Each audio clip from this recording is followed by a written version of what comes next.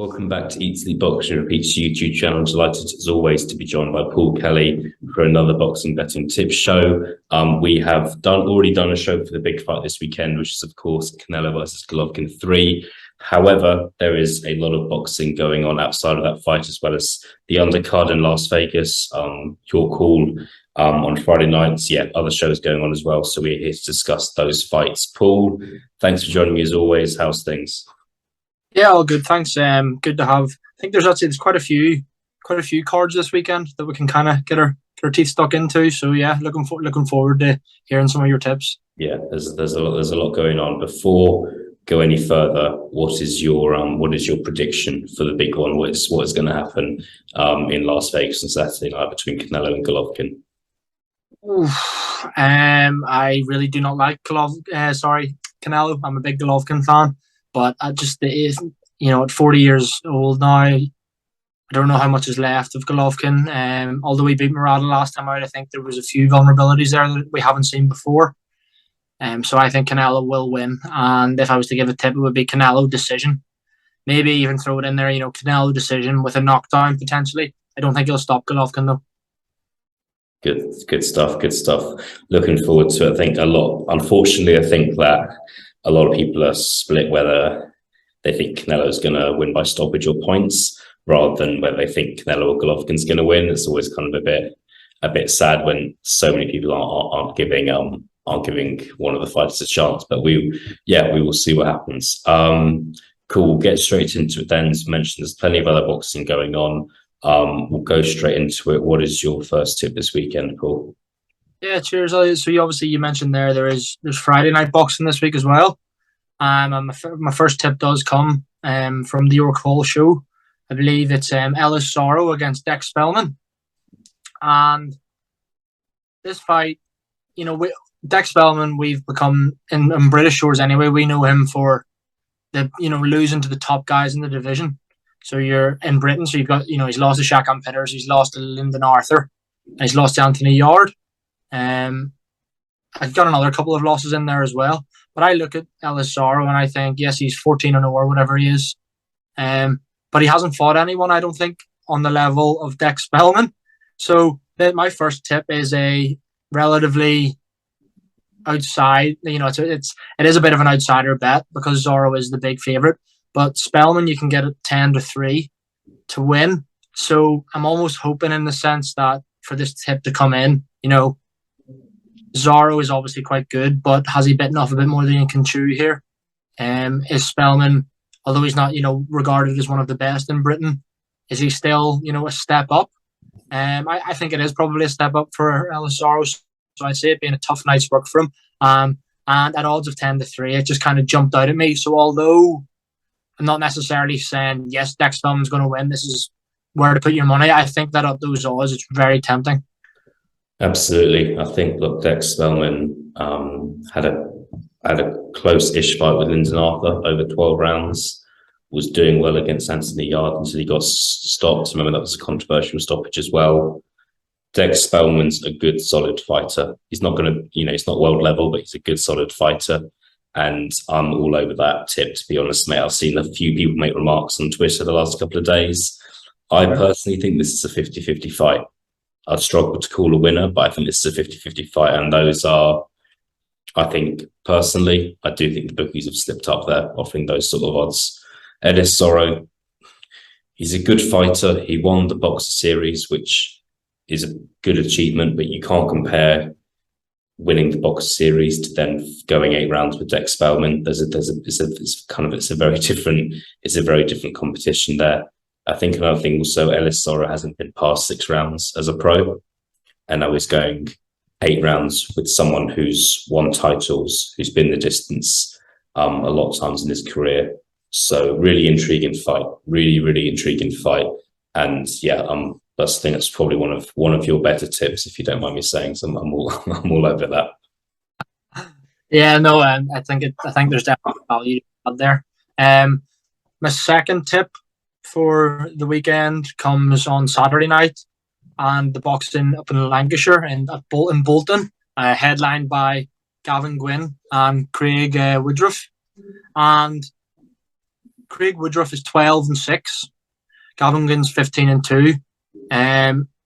Gavin, this is for the British and Commonwealth lightweight titles. See, Gavin Gwynne has a few good wins recently, and he is the favourite here to win this, and rightly so. But the odds were slightly narrower than I thought they would be. I thought they maybe be a little bit more wide in favour of Gavin Gwynne. But if you look at his resume, only 3 of his 15 wins have come by stoppage, and I don't think he's going to stop Craig Woodruff here. So I could see this going the distance. And Gavin Gwynne to win on points is 21-20, which so you're getting odds better than evens, which I think is personally another good bet to enhance a treble or an accumulator or whatever you like, because he's not known as a big puncher, and Woodruff seems pretty durable despite losing 6 times. Yeah, I think Gavin Gwynne, possibly in kind of the form of his career now, looked good against Luke Willis last time out. He's kind of lost to good competitors as well. So yeah, Craig Woodruff is kind of he's been around longer than some people might think. Actually, if people want to go and look at his resume, similar to Gavin Gwynne, he's only really lost to good fighters. I just think Gwynne, he's looked good. Yeah, look, he's just looked good recently. If you look at his last couple of years, I think since that loss to James Tennyson, he's really bounced back well. And yeah, I think now's his time. And I think that his points is much more likely than a stoppage victory, I must say. But yeah, really looking forward to that one as well. Yeah, looking forward to seeing how that one turns out. It's another good tip. And yeah, what was your third and final tip for us, Paul? Yeah, my third one. I left this one till last because it's my personal favourite. But it is also comes on the Friday night show from the Recall. And it is in the main event between Denzel Bentley and Marcus Morrison for the British middleweight title. And Denzel Bentley obviously coming off that really close fight with Linus Udofia. He obviously had that fight with Felix Cash where he did get stopped. But I think it's fair to say Felix Cash is probably a level above. And yeah, you look at Marcus Morrison and he's lost 5 times now. Most recently, he lost up at super middleweight against Zach Parker, and that was the first time he'd actually been stopped. He's fought Chris Eubank Jr. and gone the distance. Took a round or 2 off Eubank Jr. as well. That was a middleweight. Went up and challenged Zach Parker. First time he's been stopped in his career. Back down in middleweight now. And I do see Denzel Bentley as a bit of a puncher. But Marcus Morrison clearly knows how to last, the duration of the fight. So I could actually see Marcus Morrison lasting the full 36 minutes here. So yeah, Denzel Bentley to win via decision is 13-5. So not too short of 3-1 there for Denzel Bentley to win on points. So I think I'm all over that. Yeah, I don't blame you, mate. I think I've got the same thoughts as you. Like, Denzel Bentley is a puncher. I think that one thing that's worth noting here, last handful of fights, they've either kind of gone the distance, or he's not or his opponent has retired injured. I think that's what happened in the Mark Heffron rematch. Happened in another fight he had in the last couple of years as well. So look, still a stoppage. So I don't want to take anything away from Denzel Bentley, really good fighter, but there's a difference between your opponent kind of retiring with an injury and you actually kind of knocking them out, or the referee stopping the fight. So he's a big puncher. I just think a lot of people might look at that fight and think, oh, Bentley's a big puncher. Marcus Morrison's been stopped recently. I know this one's going to end, but actually, I agree with you. I think this one could end up going the distance. Cool. Just round things off now. As always, interested to see what those odds look like in a treble. Imagine the odds are quite generous this week. Yeah, you're right, Eliot. Quite big odds because obviously, all of those 3 tips are above even. So you've got the Gwynne on points at 21-20, Bentley decision 13-5, and just Spelman to win at 10-3. So yeah, if you put that in a treble, it's coming up at just over 30-1. But a tenner will get you back £310, almost £320. So, and again, quite a big one, and probably But at 30-1, you might think, oh, there's no chance. But I think if you look at them individually, I'd say the Spelman one is potentially the most of the 3. I think that's probably the dodgiest one. But yeah I don't see I don't see why that's not worth a few quid anyway.